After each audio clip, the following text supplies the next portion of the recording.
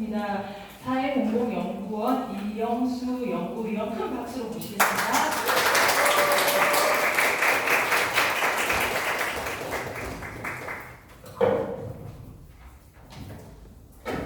네, 반갑습니다. 사회공공연구원 이영수 연구원입니다. 반갑습니다. 네, 저는 공공운수노조의 부설 기관에 있고요. 저희 사회공공연구원 공공운수노조라는 그 노조의 부설 기관이고, 저는 그곳에서 교통과 운수 쪽을 담당하고 있습니다. 사실 제가 뭐 그렇게 유명한 사람도 아니고 강의가 많이 안 들어오거든요. 그래서 강의 들어올 때마다 다 합니다. 그냥 뭐 가릴 필요 없이 다 하는데, 요번에 우리 사무장님한테 전화를 받고 굉장히 고민이 많았습니다. 사실 제가 주로 강의하는 거는 버스 준공리 관련해서 강의도 하고요.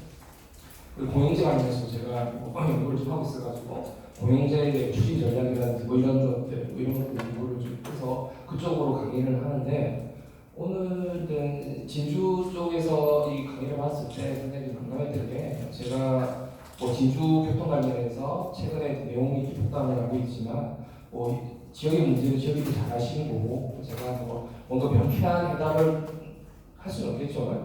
그래서 그 문제를 얘기하기 좀 그렇고, 그리고 실제로 진주는 버스 준공제가 맞는데요. 그렇다고 버스 준공제 관련해서 시시콜콜 말씀드리기도 그렇고 해서, 그리고 공영제는 또 다른 얘기인 것 같아가지고 상당히 사무장님과 상당히 통화를 많이 했습니다. 어떻게 강의를 할까 해서 한 끝에 전반적으로 뭐 우리나라 시민버스 정책의 문제점과, 그리고 아무래도 또 진주가치가 제가 잘 모르지만 시민단체의 성격이 강한 것 같아서 이용자나 시민단체들이 중심으로 해서 외국에서의 대중교통에 어떻게 좀 사례가 있는지, 그 속에서 좀 뭐 이용자라든지 시민단체들이 좀 개입할 수 있는 상상력, 영감, 전망을 줄 수 있으면 좋겠다 생각했었습니다. 그래서 오늘 강의는 그러니까 진주가 상당히 문제가 있었는데, 이 부분은 뭐 진주만의 문제가 사실 아니고요.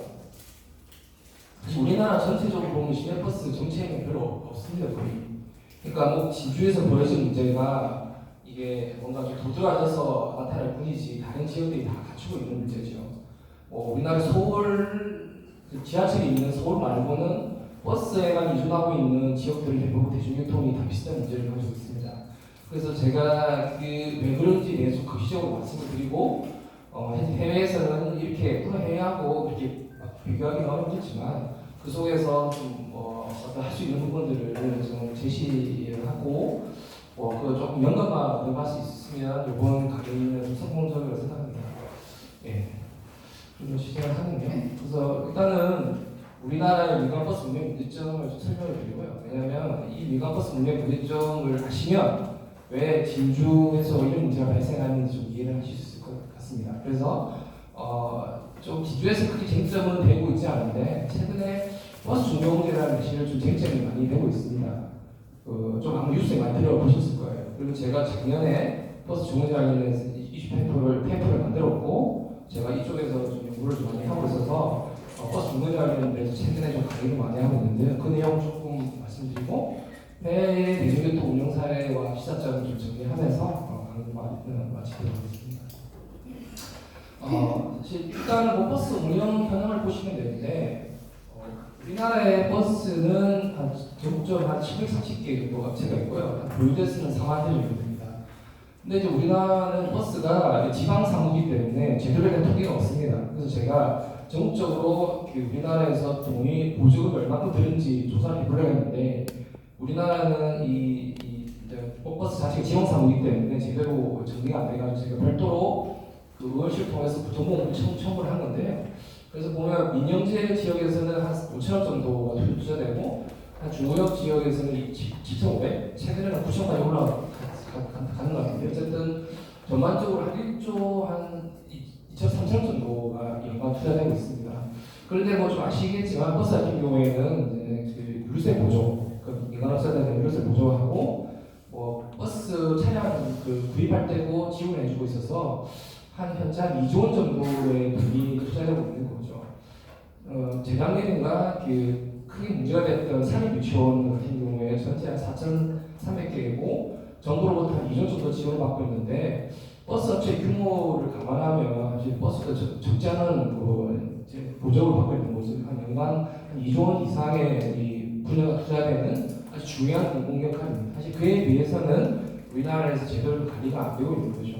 그 부분이 어디서 드러나냐면 지난 5월 버스 통합이 일어났잖아요. 52시간대에서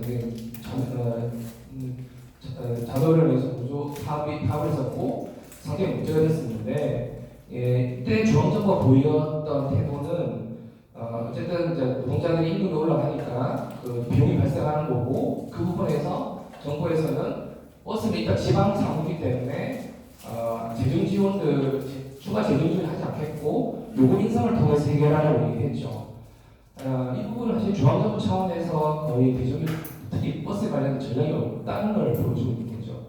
이 같은 경우에는 제가 살펴보는데 중앙과 지방은 따로 나오지 않습니다. 물론 우리나라와 행정체계는 다른 부분도 있지만 대중교통을 유선하기 위해서 중앙과 지방이 적절하게 협력하고 재정도 같이 분담하는데 우리나라처럼 이 지방 상로의 임무로 버스를 이 지방에 떠넘기지 않는 거죠. 그래서 이 단적으로 보더라도 우리나라에 사실 버스 정책 사실 의미 없다고 볼 수 있습니다. 그다음에 그 버스 운영 문제점을 말씀을 드리면 저는 그 버스에서 가장 문제점이 뭐냐고 얘기를 하면 저 이 부분을 드리거든요. 사실 이 부분 때문에 우리나라의 버스 정책이 제대로 좀 공공사업으로서 기능을 못한 부분이 큽니다. 그리고 이 부분은 우리나라 외국과 달리 우리나라의 아주 특수한 경우죠. 그만큼 우리나라의 버스가 발전하지 못한 얘기인데요. 버스 노선 면의 사회화 문제가 제일 크거든요. 그러니까 이 보시면 우리나라 여기 자동차공사법이라고 우리나라 버스를 규율하는 그 조항법이 있습니다. 그게 보면 제4조에 보면 버스 운송사업 면허는 일반적으로 면허기관의 정하면 일반 면허로 운행이 되는 거죠. 그러니까 한번 면허를 주면 계속 그 기한이 없이 발급이 되는 거죠. 한정면허가 발급이 되는데 한정면허 상당히 독특한 한 4가지의 아주 제한적인 경우에 수요가 없거나 신규 노선을 하면서 이 4가지 부분에 아주 독특한 부분이 있고 나머지 일반적으로는 다 일반 면허인데요. 일반 면허가 그 우리나라의 이제 면허권 사용 문제라고 하는데, 그러니까 법원에서 어떻게 판단하고 있냐면 버스 운송사업은 일반 면허 체계로 인해서 노선 면허 특허권이 시행이 되고 민간 버스 기업이 노선을 독점하면서 노선 면허의 사용을 발생한다는 건데요. 그러니까 일반 면허로 하다 보니까 사실 진입장벽이 큽니다. 근데 이렇게 한 이유가 있습니다. 사립 유치원이랑 비슷한 스타일인데, 그러니까 나라가 돈이 없으니까 어쨌든 이 필요한 공공 서비스를 제공을 해야 되는데 돈이 없으니까 일단은 면허를 주되 이 사람들이 제대로 경쟁이라든지 진입장벽을 높여가지고 제대로 경쟁이라는 결정 없이 하도록 만든 거죠. 그래서 상당히 한번 면허를 주게 되면 안정적으로 이제 그 사업을 할 수 있는 거고, 그러다 보니까 법원에서도 이게 한 재산권 의식이 되는 거죠. 이 부분이 어디서 좀 발생하냐면 그런 사례가 실질적이 나오는데 정부에서 노선 조정을 했는데 이 새로운 업자가 자기 노선 침범했을 때 이 사람들이 소송을 겁니다. 그 소송의 내용이 뭐냐면 자신의 그 수익에 영업권의 침해를 했다는 거죠. 일종의 이 노선을 통해서 자기가 재산권을 배타적으로 소유하고 있는데 다른 노선이 들어가게 되면 그만큼 수익이 떨어지고 이 부분은 참 영업권의 침해가 발생한다는 거죠. 그래서 보통 업자들이 새로운 업체들이 들어오거나 할 때 그렇게 소송을 제기하는데 이 근거가 이제 이 일반 면허 중심인 거죠. 그래서 법원에서도 재산권을 간주를 하고 있고 이 부분 때문에 문제가 있는 거죠. 그래서 이 부분이 어떻게 문제가 발생하냐면 지금 법에 보면 사업 계획 변경을 할 수가 있습니다. 하지만 아까 얘기했지 사업 계획 변경이라서 노선 조정을 하는 건데 아까 이 재산권이겠지 노선 조정을 하게 되면 그 버스 업체 입장에서는 여러 가지 매출이 떨어지고 소리와 말씀을 할 수 있으니까 상당히 좀 안 하려고 하는 거죠.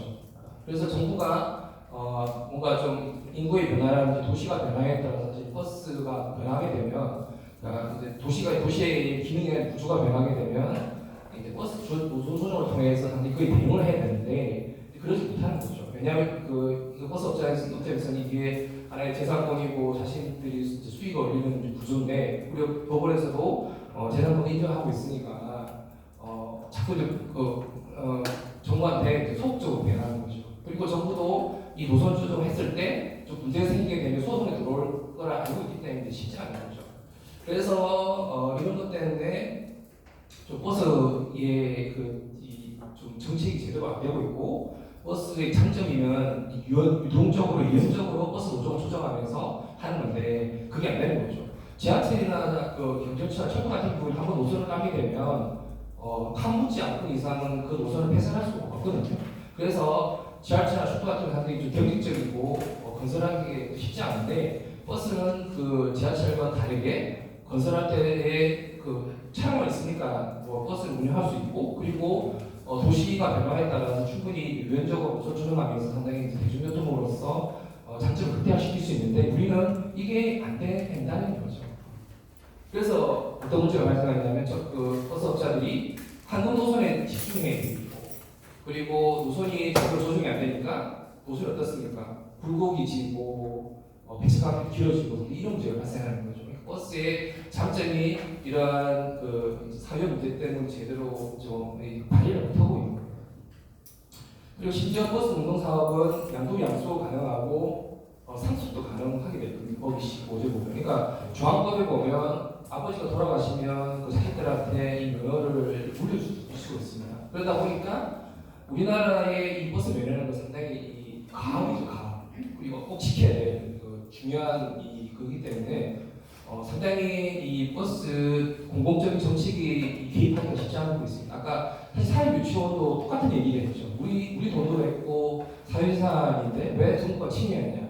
사실 버스 똑같은 문제거든요. 그러니까 이 부분이 이제 버스를 볼 때 이 버스 자체도 문제였지. 우리나라의 이 공공 부분인데 민간이 위탁을 해서 운영하고 하면서 발생하는 소유권 문제라든지 그리고 정부가 제대로 공공정책을 할 수 없는 이런 제도적 제한 문제가 사실 버스에 있는 거죠.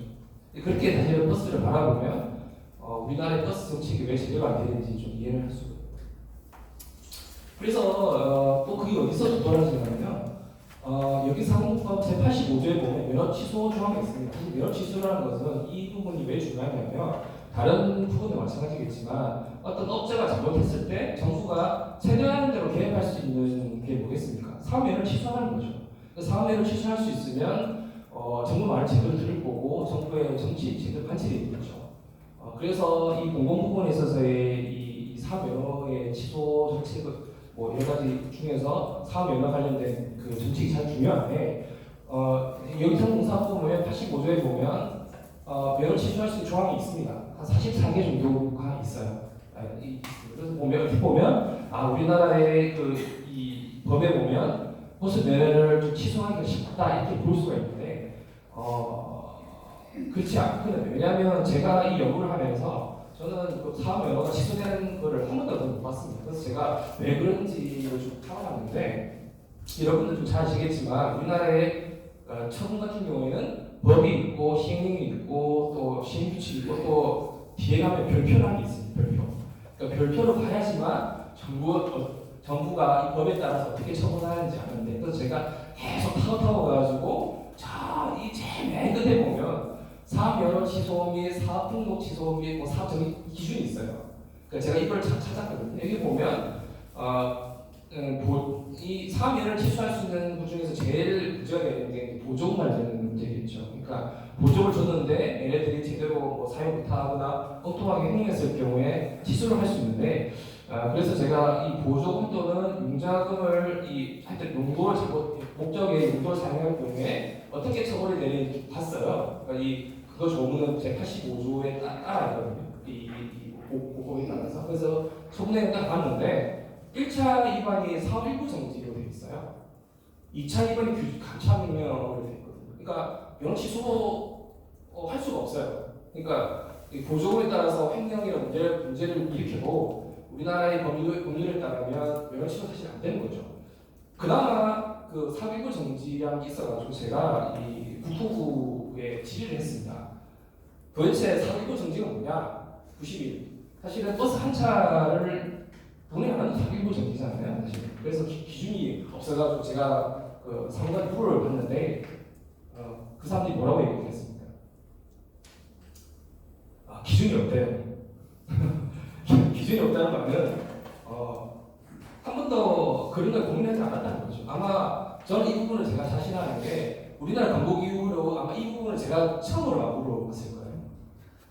사실 뭐 이 부분에 관심 있는 사람 아니고서는 이거 별부까지 찾아보고 심지어 국토부에 시비까지 하겠습니까? 이 부분에 뭐 관심 있는 사람 중에서 쉽지 않은 거죠. 그래서 물어봤는데 일부 정비라는 노래도 저희가 기준이 없대요. 결국 이 말은 뭐냐면 쓸데없는 얘기인 말이죠. 그러니까 굳이 얘기하면 정부에서는 사업을 치료할 생각도 없고 그런 경우 한 번도 없고요. 그러니까 보조금 관련해서 문제를 일으켜고 현행법상으로 사실 사업을 취소가 어렵다는 거죠. 그런데 이 자리에 아마 우리 버스 사장님들은 안 계시겠죠. 왜냐하면 이런 얘기를 하면 엄청 싫어한다. 그리고 심지어 저는 이제 욕도 많이 들었어요. 이 관리한테. 그런데 어쨌든 제가 한의원이니까 사실 사업명은 쉽지 않습니다. 그리고 이 얘기를 저는 알겠습니까? 그러니까 실제로 기업하시는 다 알고 있는 거죠. 그리고 공무원들 다 알고 있는 거죠. 그래서 버스 행정력이 사실 취합되는 거죠. 이런 상태에서 버스 그 지역 지방 정부가 버스에서 그렇게 크게 관심이 없으면 이 관람이 사실 안 되는 거죠. 보조금 횡령에도 법을 찾아보면 사실 사업명 취소가 안 된다는 걸 알고 있기 때문에 거의 이제 사각지대에 놓여 있는 거죠. 그래서 실제로는 그러니까 진주든 어디든 이제 버스 문제가 제대로 정상되려면 우리나라의 중앙법 자체가 좀 바뀌어야 돼요. 그래야지만 공공 권한이 강해지면서 제대로 개입할 수가 있는 거죠. 그래서 보조금 관련해서 어떤 문제 계속 발생하냐면, 그러니까 계속 보조금을 횡령해도 제속이 걸리더라도 사업명을 취소 안 된다고 하기 때문에 지금 문제가 발생합니다. 이것도 사실은 제가 정리한 건데요. 이게 가운데 편차 문수입니다. 편차 문수. 그러니까 제가 가운데 편차 문수를 보기는 이유는, 그러니까 우리 노조에서 편차 문수가 있는데 이쪽에서 이제 단협을 하다가 이제 노조 사업장에서 노조를 깨려고 아예 이제 우리는 사업권을 반납하겠다고 얘기를 했었어요. 사업권을 반납하고 했으니까 그럼 이참에 공영제를 하면 좋겠다 해서 공영제를 하면 도대체 얼마만큼의 비용이 발생하는지 알려고 제가 이제 연구를 했고, 이건 2년 전에 제가 페이퍼를 발표했는데요. 평창 운수 같은 이 농어촌 버스 같은 경우에는 적자 발생하면 다 지원해 줍니다. 그러니까 실적 원가는 있는데 어떤 운행하면서 비용이 발생하잖아요. 그 수익금이 발생하면 보통 비용에 비해 수익금이 적으니까 마이너스가 나오지 않습니까? 마이너스가 나오면 이 부분에 대해서 평창 분에서 다 지원해 주는데 저희가 이 일을 보면서 놀랐던 부분은 저는 그럴 거라고 생각했었는데 실제로 이거 공무원 타격한 거거든요. 평창 운수는 운행 차량 14대, 운수는 17명인데요. 관리직이 6명이었어요. 이거 운전직이 우주이동제 17명인데 이건 관리직이 2명이에요. 그러니까 3명 다 1명씩 관리를 하고 있는 거예요. 이거는 저희가 얘기한 게 아니라 군에 가서 확인했어요. 자료를 봤거든요. 연봉 4천만 원짜리를 6명인데 실제로 확인해보니까 관리하는 직원은 1명 정도 되더라고요. 5명 정도는 페이퍼에 있는 거죠. 그러니까 굳이 얘기하면 이 기업 사주에 사들 8촌들이 다 들어가 있는 거예요. 5명. 그리고 정비직 인건비도 부풀렸는데 이 얘기가 뭔 얘기를 하냐면 그러니까 실제 원가라는 게 이게 많이 부풀려져야 되는 거죠. 그러니까 기업 측에서 할 수 있는 비용을 다 부풀렸다는 거죠. 그러니까 관리직도 6명이었고 정비직도 4명이었고 연봉도 더 줬다 해가지고 원가도 부풀리고 그러니까 운송비용 부풀리기를 의외하듯이 부풀리는 거죠. 관리직 운전 수익은 가격에서 하고 차량 수익이 모두 하는 거죠. 대신 운송 수익을 축소하는데 강원도가 지주는 어떤지 모르겠어요. 교통카드 보급이 한 40%밖에 안 돼요. 그러니까 이 교통카드가 보급이 안 되면 현금 수입이 많잖아요. 그 현금 수입을 다 회사에서 가요. 그러니까 어떻게 했습니까? 현금 수입을 줄이는 거죠. 그럼 비용을 부풀리고 수입을 줄이면 보조금 어떻게 했습니까? 보조금 늘어나는 거죠.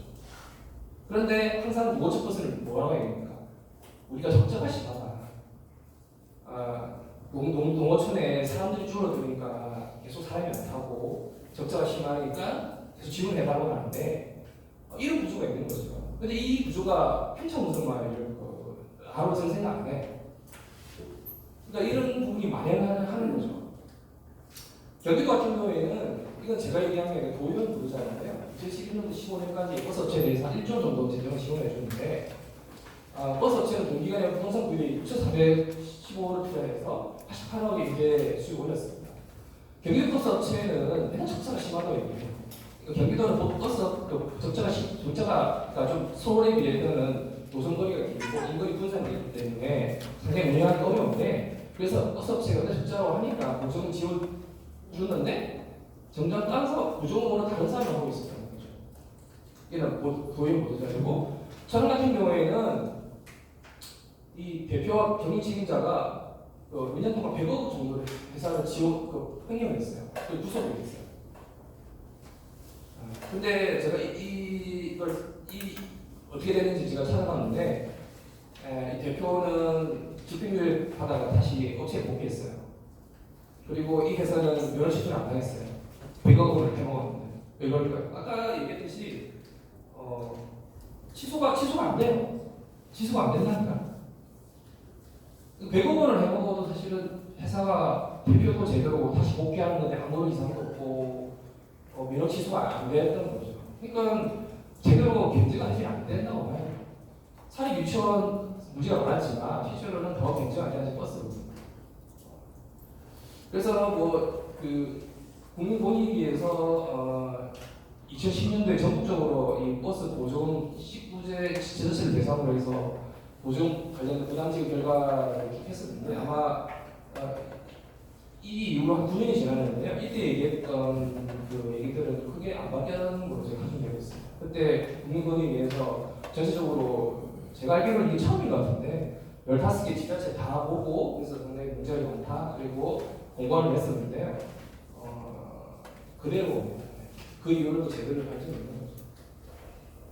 이거는 제가 5년을 주장한 건데 여러분들 그 닷다 알죠? 전자금융 금융 시스템을 보면 그 주주들이 다 나온 건데 제가 이걸 왜 적용했냐면 버스 업체들이 대부분이 다 이 패밀리가 심하거든요.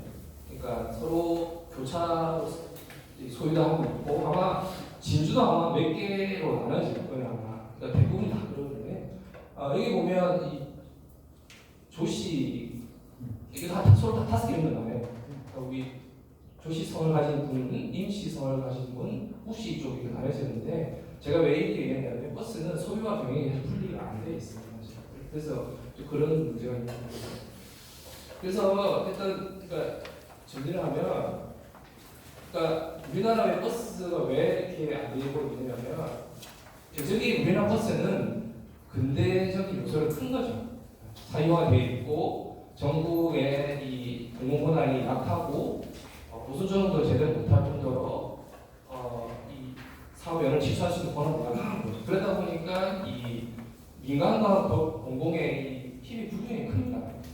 그러다 보니까 또 그리고 또 지방정부는 이 부분도 대부분이 그 지방정부 넘기죠. 행정이 취약한 지방정부를 넘기게 되다 보니까 상당히 거의 대중교통 중에서 버스는 거의 사각지대에 놓여 있는 거죠. 그러다 보니까 지방정부가 버스를 운영할 능력이 정말 떨어지는 겁니다. 그러다 보니까 대중교통 중에 제일 중요한 버스가 제대로 기능을 못하고 있는 거예요. 그래서 이거는 그러니까 진주도 버스 운전을 제대로 못할 건데 이건 진주만의 문제가 아니라 다른 지역들은 다 똑같은 그런 문제입니다. 그런 똑같은 기반에 있다는 거죠. 버스 중공제 얘기를 조금만 제가 할게요. 어쨌든 진주 같은 경우에는 시에서는 중공제를 얘기를 안 하는데 제가 보기엔 버스 중공제가 맞는 것 같아요. 그래서 근데 버스 중공제가 이게 우리나라에만 다시 있는 개념이거든요.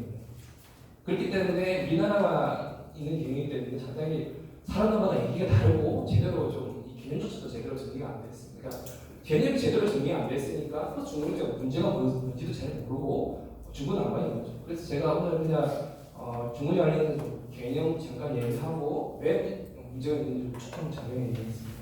그 버스 중공제라는 것은 어떤 개념이냐면 그러니까 정부가 운영 비용을 버스 회사가 그러니까 정부가 버스 운영 비용을 버스 회사한테 모두 보조하는 대가로 민간 버스 업체들로부터 배차권과 노선 조정권을 확보하는 거죠.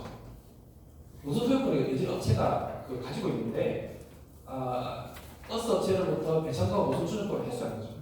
그러니까 이 개념이 외국에는 없고 우리나라에 있는 이유가 아까도 모두에 말씀드렸지만 노선 면허 자체가 노선 면허 운영 노선 면허라는 게 사유화되어 있으니까 업체들이 이 조정을 잘 안 하려고 하는 거죠. 근데 2004년도 이명박 대통령이 아시다시피 청계천 사업을 하려고 했었잖아요. 청계천 사업을 하려고 하니까 위에 버스 노선들이 막 다니고 있는 거죠. 그 버스 노선을 치워야 되는 문제가 발생했는데 그 당시 버스 회사들이 아니 우리 재산인데 왜 마음대로 치우냐고 노선 조정 못한다고 얘기를 했었어요. 그래서 어떻게 얘기했냐면 그 당시 버스 회사들이 뭐 지하철도 생기고 경영이 또 안 좋았거든요. 그래서 이명박 씨가 뭐라고 얘기했냐면 알았다. 내가 너희들이 표준 운송과에 따른 너희들이 버스 운영 비용을 다 대줄게. 대신 너희들이 배차지를 가지고 있는 배차권이나 노선 조정권을 달라고 했던 거죠. 근데 버스 회사 입장에서도 서울 시내에서 그 전까지는 한국 노선에 직전했었는데 어느 노선을 가든 예를 들어서 대략 하루에 70만 원씩 보장을 해준다면 뭐 가겠죠. 그러니까 이게 딜이 되는 거죠.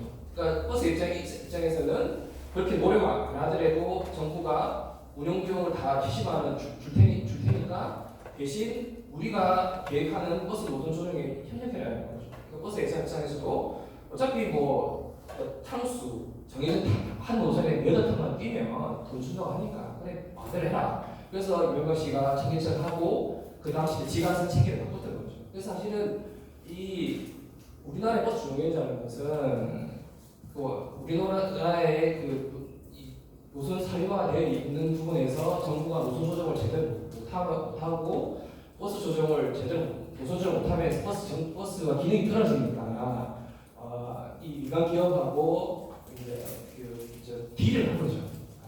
운영 비용 다 내줄 테니까 노선 조정을 해소하는데 외국에는 없는 제도입니다. 왜 그러냐면 외국에는 민영제를 하더라도 노선 소유권을 다 정부가 가지고 있어요. 그러니까 대표적으로 우리나라 주경제하고 비교하는 게 어디입니까? 영국 런던 얘기 많이 하죠. 영국 런던 버스 얘기하면서 버스 종류 얘기하는데 그거 다 불합니다. 거짓말입니다. 왜냐하면 영국 런던은 제가 가서 하긴 했는데 영국 런던은 노선 조정권뿐만 아니라 노선 소유권을 다 정부가 가지고 있어요. 면허권을 다 가지고 있고 걔들 한정면허를 다 줘요. 그러니까 노선 입찰하면서 기본 5년, 잘하면 2년도 주고 7년 정도로 노선 면허를 주기 때문에 7년 끝나면 회수를 받아요.